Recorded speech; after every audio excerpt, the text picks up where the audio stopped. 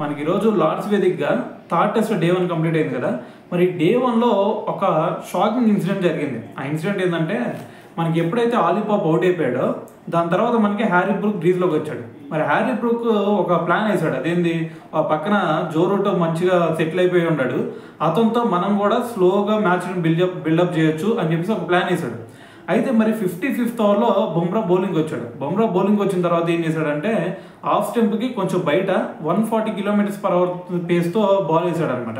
అయితే మరి దాన్ని ఏం చేశాడు, కొంచెం షార్ట్ ఆడకుండా కొంచెం డిఫెండ్ చేద్దాం అని చెప్పేసి ట్రై చేశాడు.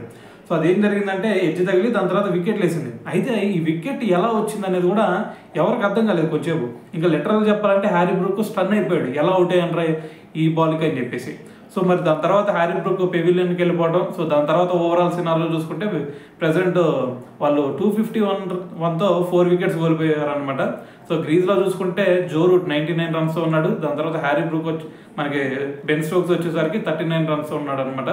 అయితే మరి వీళ్ళ వికెట్లు కనుక తొందరగా తీసేసి మన వాళ్ళు మరి ఇంకా వీళ్ళ స్కోర్ని తగ్గిస్తే సో ఈ లార్డ్స్ టెస్ట్ కూడా గెలిచే ఛాన్సే ఎక్కువ కనిపిస్తున్నాయి మనకి.